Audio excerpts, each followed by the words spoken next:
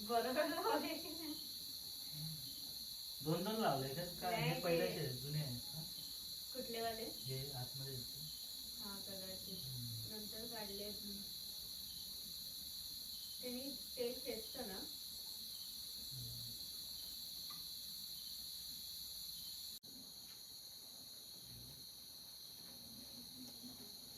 पातळ करताना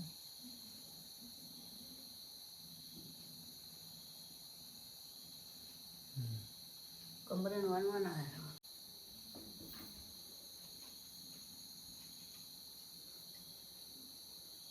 घंटा गुळाने देता येईल.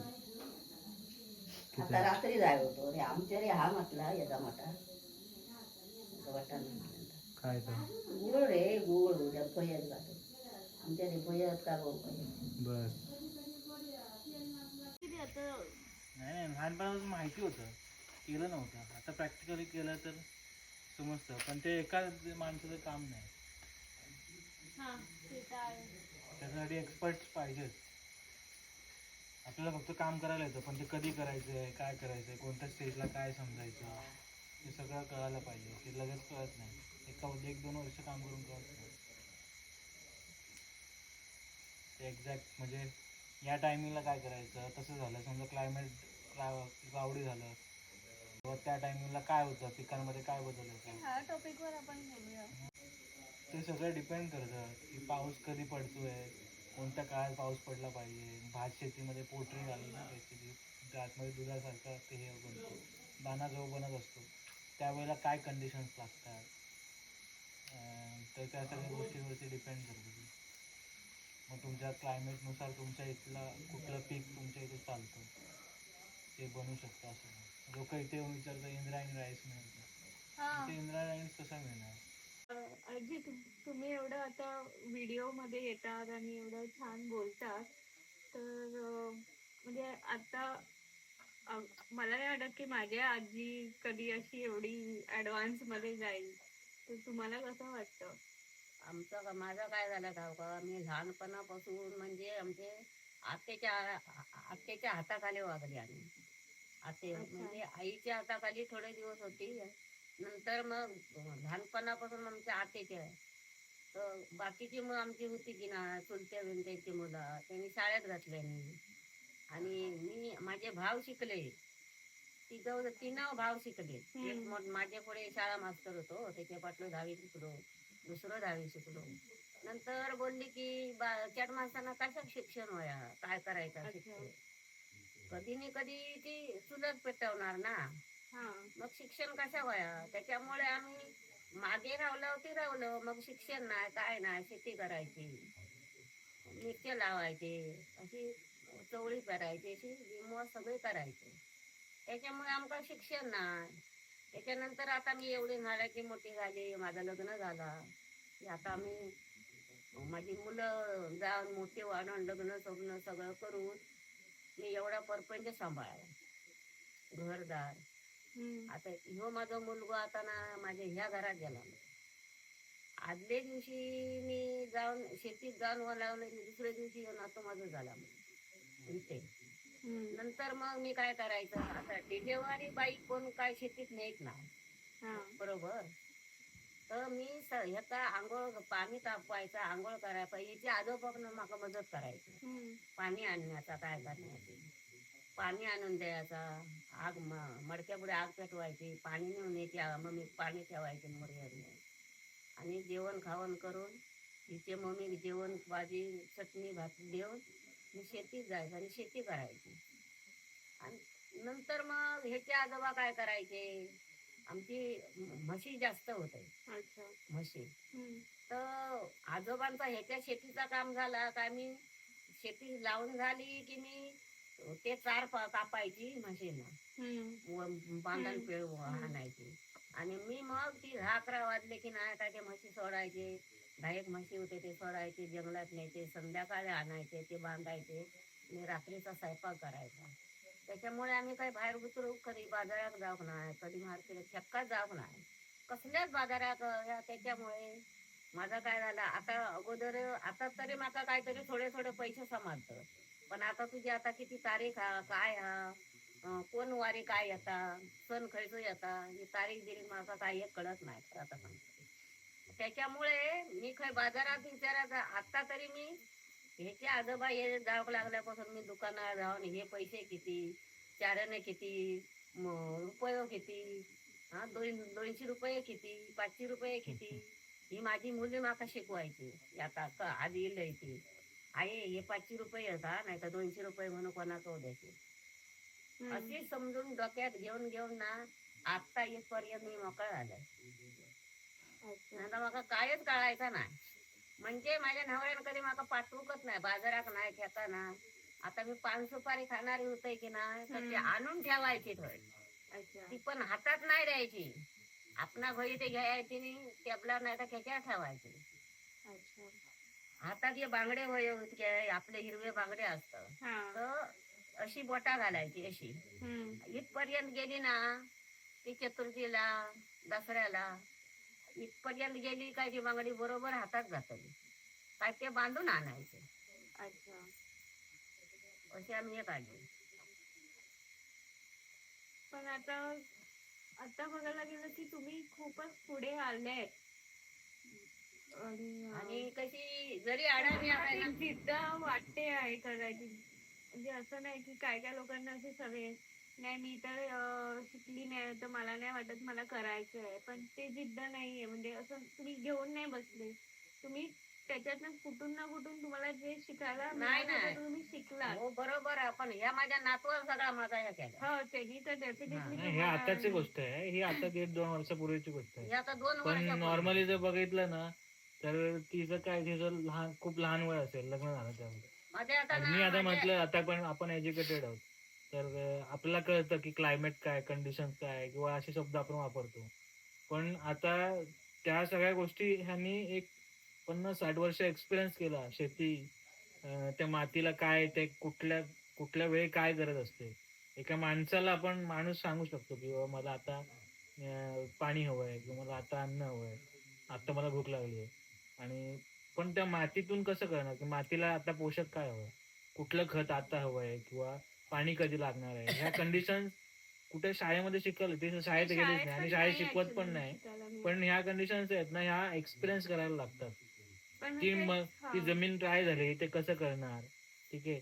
तिला आता फुलं लागली आहे त्याच्यात पॉलिनेशन हा प्रकार त्यांना माहिती नसेल किंवा हे सगळं शिकवलं नसेल, पण त्यांना कळतं की फुलं लागली आहेत. आता ते फुलांमधून त्याच्यातून केव्हा त्यातून बी येणार, मग त्याच्यातून फळ कुठलं येणार, काय येणार, कसं येणार, कुठल्या कंडिशन मध्ये ते लावायचं असतं, किती महिन्यानंतर ते येतं, मग त्याला भर घालायची असते, मग कुठल्या झाडांना कोणत्या म्हणजे स्ट्रक्चर मध्ये ठेवायचं असतं. म्हणजे ते वेली आहेत त्या वेलींना माटव घालावा लागतो, म्हणजे वरती छप्पर करायला लागतं. मग त्या वेली चढल्या तर वेली चढणार कसे, मग त्याला शिरडं आणायची, मग शिरडं आणतात कशी ते पण आपल्याला माहिती पाहिजे. कारण ओलं कुठलंही लाकूड तोडलं तर ते हेवी असतं, मग ते हलकं होण्यासाठी काय करावं लागतं, मग ती आपण कशी आणतो, कसं लावतो, एक साथ वजन घेऊन आपण जंगलातून कसं काय घेऊ शकतो. भारा आणायचे त्यात जवळजवळ मला वाटतं 15 ते 20 किलोचा एक एक भारा असायचा डोक्यावरती. तर ते लाकडाची सुकी लाकडाचा भारा कसा घेऊन यायचा आणि तो लांब लांब असायचा. मग ते प्रॉपर डिस्टन्स मेंटेन कसं करायचं, जंगलात कसं वावरायचं, एकमेकाला जंगलात असताना आवाज कसे द्यायचे, आपलं ते सगळंच त्यांचं क्लायमेटवर कंट्रोल कसा करायचा, ह्या सगळ्या गोष्टी आता इंग्लिश वर्ड मध्ये बोलतो आपण, पण ते त्यांच्या लाईफ मध्ये ते घडत होतं आणि ते एक्सपिरियन्स करत होते. आणि की त्यांनी जे केलंय ना, जे अपडेट केलंय म्हणजे स्वतःला, किंवा त्यांनी जर सक्सेस घेतलंय ते सक्सेस भले नोंद नसेल पण ते नॉर्मली करणं शक्य नाही असं त्यांनी ते केलेलं आहे त्यांच्या लाईफ मध्ये.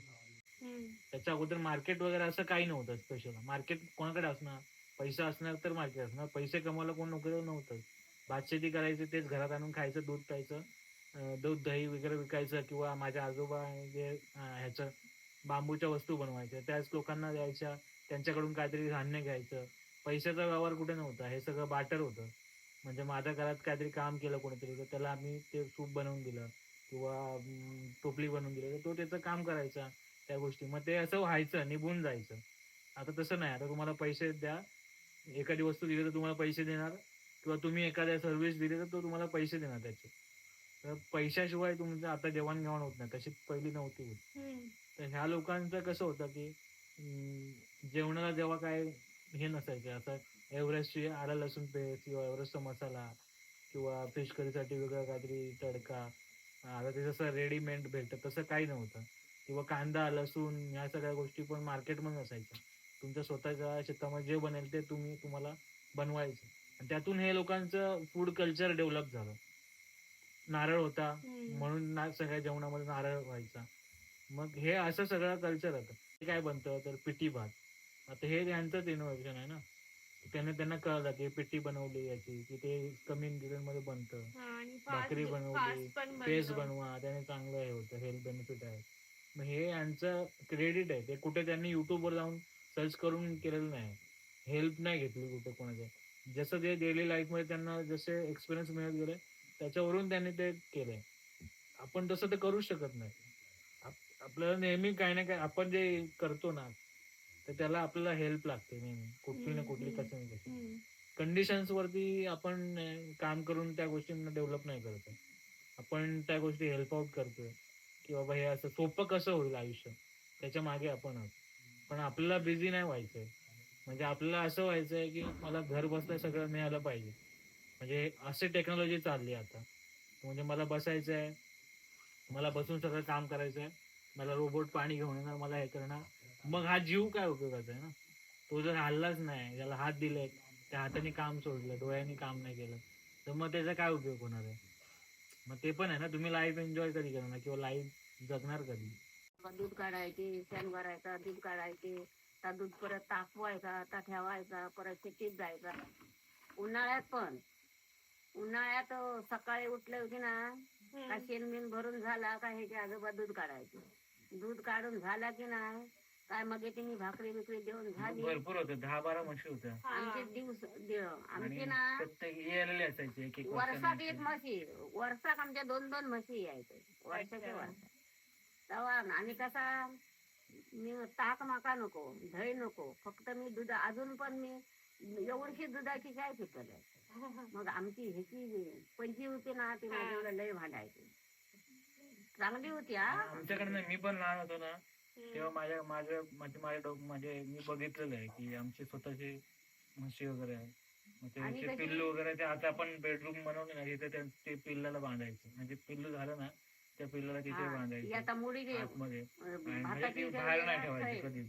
आजोबा आमचे एवढे केअर करायचे ना, म्हणजे अजूनही नाव काढतात. कोणतो घालायचो बसूक त्याचा आणि एक खुटी मारून त्याचा बांधायचा. आता ही आमची आता पडवी आहे ना त्याच्यात म्हशी आमचे होते. आजोबा आमच्या आहे ना अशी ही आमची आता पुतणी होती ना ह्याच्या वडिलांनी एक दिवशी तिकडे खाली शेती आहे त्यांची. ती ह्याच्या आजोबांना म्हणतात याचं द्वाद द्या. म्हणतो हा जात दादा घेऊन जा, पण तुका मशीन बांधाक दिल्यानंतर तू बांधतल, पण माका योग नाही गावाचा. नंतर मग नेल्यानी नांगर नेल्यानी जू नेल्यानी सगळा काय घेऊन गेले, मशीन नेल्यानी. पण म्हस काय घेऊ घालू जाईना मान्यावर. म्हशी दोनावल्या पळाक लागल्या म्हशी. नंतर मग कोणाकडे तरी निरोप दिल्याने म्हणाले अमुक माणसा बोलून आडा म्हशी बांधाक देत नाही. हे गावच्या आधी म्हशी दोनवल्या वाड्यात येऊन मोकळे झाले. अशी आमची म्हशी होती. पाकलेत बसा का नको दुसऱ्या माणसाला, परक्या माणसाला. ही डोकी ना त्यांचे पोटाक लागा होई होते. आता ह्याचे वडील दूध काढी, ह्याचे मी कधीतरी काढी, पण कसा बालमाणसा बॉम्ब मोठे ना माका नाही. ह्याचं बापू आपण मोठी नसो असे असं अंगठ लागून ना ह्याच्या आजोबाकडे सवय होती. ह्याचं बापू नसो होती. पण मग हाल काढून नाही करायचे आमचे, पण दुसऱ्या माणसाक नाही घ्यायची कधी. होय आमचा मध्ये एक घर आहे ना त्यांचं एक माणूस होतो बावडेर घरा, आणि ह्याची मोठे काकीनं ह्या सोडल्या म्हशी सोडल्या, आणि तो तकडेसून येलो. ही मध दावत गेली आणि ते काय झाली तशी दबत हय लावल्या छाती हय असा ह्या डोक्यानं हय लावल्या आणि धरल्या. ती हाकूक गेली तरी जाऊ ना, हाकूक जाऊ नाही. आणि मग ह्याचा आजोबा गेल्यानी पाहिजे असा केल्यानी असं काढल्याने वाटेक लागला. तसं एक माणूस म्हणालेलो आमच्या ह्या वाटात म्हणाले माका 4 दिवस दूध द्या. तेव्हा आम्हीच होता. तेव्हा आमचे सासू सासरे कोण नाही होते. आणि या स्वतःचा सांगता येते तेव्हा आमचे सासू सासरे त्यांचे होते आमचे. आणि हा म्हटलं घेऊन जावा. आमच्या तर हा कोण आमचे पोरगे धड खायत ना. आणि माझे पोरी काय धड खायत नाही. तो जरा इडी फुकणार होतो. तर मी जेवण बनवतोय आणि तो येऊन बसलो पुढल्या घरात. ही फुकता इडी आपलं सदू बाबा. आणि फुकल्याने इडी आणि म्हणतात सोड रे वासरा. आणि म्हणतोय वासराक सोडा जावा त्याका जाव अंधार होत ना. तांबी वाढलेल्या पण कशी ह्या लोकांका अजून आपल्या लोकांची ही आजार अलर्जी आहे. त्याच्यामुळे तो म्हणाले तू दूध काढू नको मी काढते मी घेऊन जातो. मी म्हणत मी काय बोलन दाखवू ना. पण मी म्हणतोय बाबा व्यवस्थित काढ. याच्या आजूबाजूला पण मी बोलन दाखवू ना. आणि मी म्हणतोय बाबा व्यवस्थित काढ आणि घेऊन जा. असे ते आता वाशे होत ना असे वाशे असे वाशे बांधलेले होते खालचे मिडीला जाम बांधलेले होते ते. आणि इकडे भिंत तिने वासूर सोडल्याने वासरात घेतल्याने ना मशीन आमचे माली नाव ठेवलेलं होतं तो माली. वासरात सोडल्या वासूर घेतला वाईट बोम चकचक केले आणि ह्यो गेलो पुढे. तो माणूस दुधा गेलो दुधा गेल्याबरोबर म्हटलं वासरा का आडावणं वासराक म्हटलं आतून बांधा त्याचा दूध काढून दे. मी पाटल्या ह्या दारात असं उभे राहिलो जवानला. मी ह्यांची मजा बघतोय दोघांची. पण मी किती बोला ह्याचं आजोबी ह्याच्या आजो सायराट काय. आणि म्हशी न वासरा पोटा बसून म्हशीचा गेला तकडे. आणि ह्या का बोंबा हात लावू द्याय ना. म्हशी वासूर पोटा बडसून गेल्याने हय नाही जी लावल्यानं बुकांडा शेपुडी लिहा. आणि त्याचा भरवडे जाम धरल्यान शेपूड त्या माणसा खेचून धरल्यानंतर श्या ह्याच आजो हकवता काय करता श्या जाय ना माझ्या मागे बघून. आणि मी गेले थाट मारलाय म्हटलं माझी सोड द्या का. म्हटलं तुका धनी नाही लोक परक्या तुका समजता. म्हटलं आपलं धनी तर तुका समजा नाही तर माका म्हटलं कळला. पण आता मराठ लोकांचं माझं सोड. त्या वागतात मशीन बाजू घेतल्या लोकांना. म्हटलं पुरे बाबानो दूध नको ने काय होत ना. आम्ही म्हटलं पाणी घालून काय ह्या घालून द्यायच ना. तुमका न्यावचा आहात आम्ही काढून देऊ तेव्हा तुम्ही न्यावा. अशी आमची म्हशी होती. मग नेल्यान 2 दिवस मग काढून देऊ का नाही. अशी आमची म्हशी गुणी होते. परक्या माणसाक आमका जाऊ नको. आमची खाली मिरक्याची सीमा ना थैसा आमची मोठी एक म्हस होती. मोठी अशी अशी इतकी.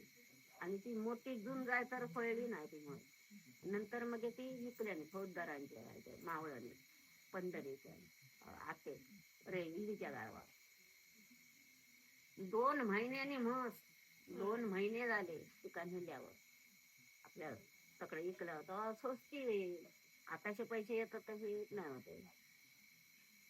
आणि 2 महिन्यांनी मग सरळ रस्त्यान व्हाळा अशी अशी फिरत येऊन ती वर चढून वाड्यात येऊन गिरवलं.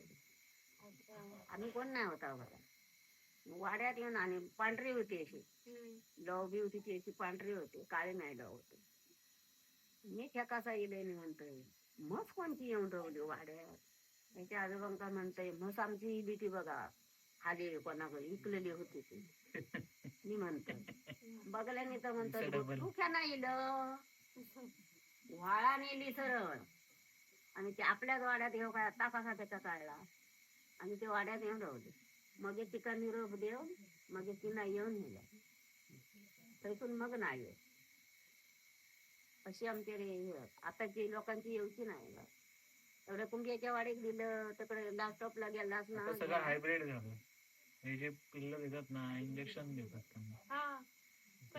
इकडे तर नाही चालत ना. आता हे पिल्लू आहे ना ते ह्याच्यावरती इंजेक्शनच म्हणून ते एवढं पटकन मोठं झालं. आम्ही नाही पिल्लू जेव्हा जन्माला ना एवढं मोठं नाही होत. तिथे आपण तिथे बघितलं खाली त्यांचं पण पिल्लू एवढा रेडा पटकन मोठा होत नाही. हा जन्माला येतानाच मोठा असतो. इंजेक्शन दिलेला जो हे असतो काय होतं प्रोसिजर अलाव कशी करतात आता. अलाव म्हणजे आता काय रेड्याच नाहीत ना कोणाकडे, म्हशीच नाही, गुरच नाही, तर काय कोणी करणार? बाळगूकच ते नाही तर. इझिली होते ना, 200 आणि ते काय काय 200 रुपयात होता काम होतं. ते फ्री ऑफ कॉस्ट मध्ये असतं ते ऍक्च्युली. आणि आणि आता येण्या जाण्याचं भाडं द्यायचं असतं फक्त बस. इंजेक्शनाची सवय झाली ते रेड्यानी म्हशी धरत नाही असं.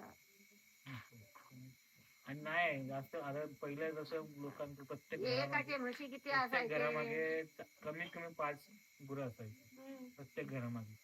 आता आता बघायला गेलं तर 300 घरं असतील गावात. म्हणजे मी अप्रॉक्स सांगतो, एक्झॅक्ट नाही सांगतो, तर 200-300 घरं असतील. ठीक आहे, 200-300 घरांमध्ये समजा 200 घरांमध्ये पण 5-5 गुरं असतील. किती गुरं झाली? मग तसे प्रत्येक घरामध्ये यायचं, शेणखत व्हायचं. ह्या काकांची ठीक आहे. पण शेणखत व्हायचं, त्याच्यामुळे खत आणायची गरज नाही पडायची. आता काय आलं, आता शेणखत कुठलं काय, आता डायरेक्टली जाऊन तुम्ही युरिया वगैरे घेऊन येऊ शकता, ते स्वस्त पण मिळतं. ते आणायचं आणि ते मारायचं. शेणखत नाही, लेंडी नाही, काय नाही. मग ते तुम्ही ह्याचं कसं खाण्याचं खाणार कसं? खतावरतीच मारावं लागेल ना. पहिलं जसं असायचं अगोदर लोकांकडे, ते कमी नाही व्हायचं, शेणाला जास्त. शेती बनायची. शेणार हम्म. बऱ्याच लोकांकडे शेण. बायोगॅस होते, त्याच्यामुळे शेण तिथे पण यूज करायचे. शेणार शेण सारवायला, गायरे खताला. हे आता हे खड्ड ना प्रत्येकाची डायरी मोठं असायची. बोलवतो आमचं. एवढं मी 2 ते 3 दिवस नेऊन शेतात टाकायचे हात्याने. अच्छा. शेतीत नेऊन टाकायचे. भात शेती पण आता विश्वास नाही बसणार लोक आताची शेती करतात त्यांना, की एक टाइमला ते पूर्ण भात शेती शेणाच्या गोवरावरती चालायची. आता कशी विश्वासच बसणार नाही आता. आता भात आता पेरलेली खत ना मारलाय, त्यांचा आत्मविश्वासच नाही. आता खत मारल्याशिवाय भात येणारच नाही, असं सीन आहे आता. मग खत ते बाहेरूनच घेतात. हा, खत तर कोणीच घरी बनवले, हे आता आपलं ते बंद झालं सगळं. फर्टिलायझर ह्याचं युरिया वगैरे असं. अगोदर काय हे असे टाळ ना हे आता जंगलात जाऊन आणि त्यामुळे टाळ जमीन पण तोडायचे. तशी झाली आहे ना, त्याच्यामुळे त्या जमिनीला पण तेच पाहिजे असतं. हो. तुम्हाला एकदा सवय झाली ना, एकदा खायची ती, तर ती तुम्हाला पण तेच कार्विंग होणार, तुम्हाला ते खायचं. तसं जमिनीचं पण आहे. जमिनीला तुम्ही खत दिलात तर त्याचं पोषकता केली, मग ते तुमचं पुढच्या वर्षी पीक देणार नाही. पीक देणार नाही तर मग तुम्हाला अल्टरनेट पीक तर घ्यावं लागतं. म्हणजे आता तुम्ही हे पावसाळी काय वेगळं लावताय, उन्हाळी काहीतरी हिवाळी वेगळं लावा, नंतर मग परत थर्ड टाइमला तुम्ही परत भात शेती करता. असं करत असं थोडासा सुपीकता राहते त्याच्यामध्ये वेगवेगळ्या कसं कंडिशन. नेहमी ज्या जागेवर जी आता समजा तुमचे तांदूळ आहेत, मग तिकडे नेहमी तांदूळच असतात की तुम्ही वेगळं वेगळं म्हणजे प्रमुख शेती जे बोलतात ना आपण, बेसिक शेती म्हणजे सगळ्या लोकांना लोकल शेती ती भात शेतीची होती कोकणात. कारण कोकणाचा तो एक वेगळा हिस्ट्री पार्ट होऊ शकतो. नमस्कार मित्रांनो, आतापर्यंत तुम्ही जो व्हिडिओ बघितला तो होता कोमल आजगावकर आणि स्मितेश तांबे यांच्या प्रवासामधला एक व्हिडिओ. हे आमचे गेस्ट आहेत. नानी चोवाड ॲग्रो टुरिझम तुम्ही बऱ्याच वेळा ऐकलं असेल. आमचे इंस्टाग्राम पेजवर 30,000 लोक आम्हाला फॉलो करतात, म्हणजे 30,000 जणांचं कुटुंब आपलं इंस्टाग्रामवरती झालं आहे. आणि हा व्हिडिओ यूट्यूबवर टाकण्याचा उद्दिष्ट हाच होता की लोकांपर्यंत, जास्तीत जास्त लोकांपर्यंत अशा जीवनशैलीचा प्रचार व्हावा. म्हणजे कदाचित एक जीवनशैली जी आपण लुप्त होण्याकडे चालली असं म्हणू शकतो, त्या जीवनशैलीला नवीन उजाळा देण्यासाठी नानीचो वाडो ॲग्रो टुरिझम आपण चालू केलंय. आणि हे आपले गेस्ट आहेत. आज 4 दिवस झालेत हे आमचे पाहुणे म्हणून आमच्याकडे राहत आहेत. पण आपल्यातला एक आपलेपणा आम्ही इथल्या कोकणी जीवनशैलीने त्यांना दिला आणि आपण हे सगळं 4 दिवस त्यांच्यासोबत अनुभवलं. तर त्यांनाच विचारूया की त्यांचा अनुभव हा कसा होता आणि ओव्हरऑल त्यांना हे कुठून कळालं, किंवा त्यांचं इंट्रोडक्शनही करतील आणि त्यांना कसं वाटतंय आणि आमच्या या छोट्याशा प्रयत्नाबद्दल ते 2 शब्द तुम्हाला सांगतील. माझं नाव कोमल आजगावकर आहे आणि मी मुंबईमधनं आली आहे. माझं खूप अगोदरपासूनच एक इच्छा होती की असं गावात राहायचं आहे मला आणि ॲक्च्युअल गावाची लाईफस्टाईल जगायची आहे. आणि खूप टायमापासून मी शोधते आणि मी माझ्या खूप सारे फ्रेंड्सला विचारले मी तुझ्या गावात येऊ का, कारण माझ्या गावात कोण नाही आहे. आणि तर कधी कोण असं एवढं म्हणजे ते बोलवतात पण असं एवढं असं लिमिटेड टाइम मध्ये बोलवतात, कारण तुम्हाला असं पण ते असं हे नाही वाटत म्हणजे रिअल वाटत नाही. रिअल नाही, म्हणजे असं की ऑड, म्हणजे असं हा. फॅमिली सारखं नाही ओव्हरऑल वाटत. कसं असतं की आपण एखाद्या वेळेला कोणीतरी आपल्याला गावाला बोलवलं तर त्यावेळेला एकतर तिथे काहीतरी फंक्शन असतं, लग्न असतं किंवा गणपतीसारखं सीझन. कोकणात मोस्टली गणपतीला लोक इन्व्हाइट करतात. तर यावेळेला कसं असतं ना की त्या सीझन मध्ये तुम्ही त्या घरामध्ये येतात आणि त्या घरातली माणसं ऑलरेडी थोडंसं त्या फेस्टिवलला सेलिब्रेट करण्यात बिझी असतात. तर त्यावेळेला तुम्हाला फक्त त्या घरातलं वातावरण कळतं एक छोटंसं. पण रिअल जर का तुम्हाला एक्सपिरियन्स असेल तर अशा ऑड सीझनला तुम्ही जर का अशा घरांमध्ये राहून राहिलात, त्या लोकांसोबत बोललात, तर त्यांचं जे रिअल लाईफ आहे ते तुम्हाला कळतं. आणि रिअल जगणं म्हणजे लोकांना फक्त मातीचं घर दिसतं किंवा गाव दिसतं, पण तिथे जाऊन जगताना काय गोष्टी होतात तर त्या फक्त राहिलेल्या माणसांना कळतात. म्हणजे आता मातीचं घर आहे म्हटल्यावर ती शेणाने सारवलेली जमीन येणारच, त्यावर आपण असंच बसू शकतो. बऱ्याच वेळा काय होतं की लोक मातीचं घर म्हणून जातात पण ते एक्सपेक्ट करतात की इथे टाईल्स किंवा कोबा असला पाहिजे, म्हणजे ते त्यांना एक्सपेक्ट असतं. पण नॅचरली हे असंच असतं गावी आणि हे असंच तुम्हाला अनुभवायला मिळतं. तर हे सगळं तुम्हाला कोणीतरी बोलावलं आणि त्या फेस्टिवलमध्ये किंवा कोणाचा तरी काहीतरी कार्यक्रम असेल त्यावेळेला गेला तर ते तुम्हाला फील करता येणार नाही.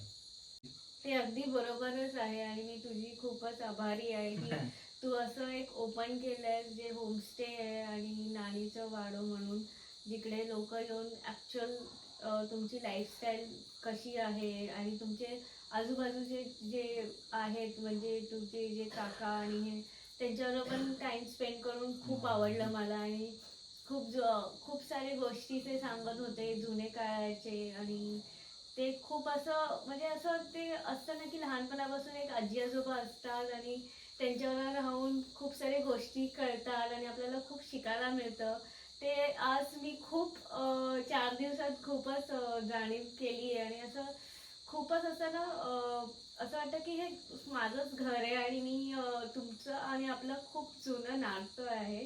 जे असं मी असं खूप ऐकलंय की शाळा संपल्यानंतर लोक वेकेशन्सला असे गावाला येतात येते आणि मग खूप सारी गंमत होते हे ते. आणि ते मी खूप टायमापासून शोधत होती की असं मला करायचं आहे. आणि मी खरंच तुझी आणि आजीची खूपच आभारी आहे की तुम्ही असं स्टार्ट केलं. नक्कीच एक स्वप्नातलं जे स्वप्न असतं आपलं, म्हणजे ओव्हरऑल बऱ्याच वेळाला बऱ्याच लोकांची वेगवेगळी स्वप्न असतात. तर ती आता टुवर्ड्स लक्झरीकडे आहेत. म्हणजे लोकांना प्रोडक्टचं स्वप्न पडतं, म्हणजे एखादी कार आहे किंवा एखादा चांगला ब्रँडचा मोबाईल आहे किंवा एखादं चांगलं लक्झरी स्लॅविश होम आहे, घर आहे मुंबई शहरातलं किंवा शहरातलं. तर अशा पद्धतीचे काही लोकांची स्वप्न असतात. पण समाधान आणि सुख ज्याच्यात मिळतं ते असं गावाकडेच एखाद्या साध्या लाईफस्टाईलमध्येच मिळतं. आणि जेव्हा तुम्ही एखादी कार घेताय का आणि त्यावर तुम्ही खुश होता, म्हणजे तुमचं हॅपीनेस आहे, तुमची जी खुशी आहे, तुमचं समाधान आहे, ते फक्त त्या कार घेण्यापुरतं असतं का, असा कधी कधी प्रश्न येतो. आणि जेव्हा तुम्ही ते घेता प्रोडक्ट, त्यानंतर तुम्ही खुश होता, परत थोड्या वेळानंतर त्या प्रोडक्टचं अजून काहीतरी ॲडिशनल ज्यांनी ते प्रोडक्ट बनवलं असतं त्याच्यामध्ये ॲडिशनल ॲड करून ते प्रोडक्ट बाहेर येतं. आणि त्यावेळेला पूर्ण आपली जी जो हॅपीनेस आपण त्या प्रोडक्टवरती लावला होता तो कुठेतरी परत कमी होतो आणि मग त्या प्रोडक्टसाठी आपण धावतो. तर गावाकडे हे असं होत नाही. गावाकडे एक वेगळं साधं सिंपल जगणं असतं. बरेच कष्ट करून इथे लोक राहतात, पण ते कष्ट करत असताना त्यांना एक वेगळं समाधान मिळतं, त्यांना कधी त्या गोष्टीचा रिग्रेट नसतो.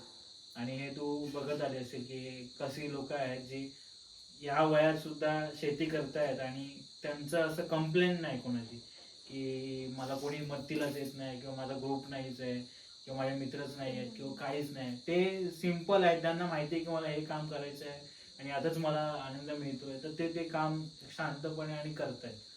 तर आपण गावात फेरफटका मारतो, सगळे नवरा बायको मिळून फक्त भात शेती करतायत, एकदम निवांत आहेत. ते सगळं बघताना खूप वेगळा एक इन्स्पिरेशन मिळतं.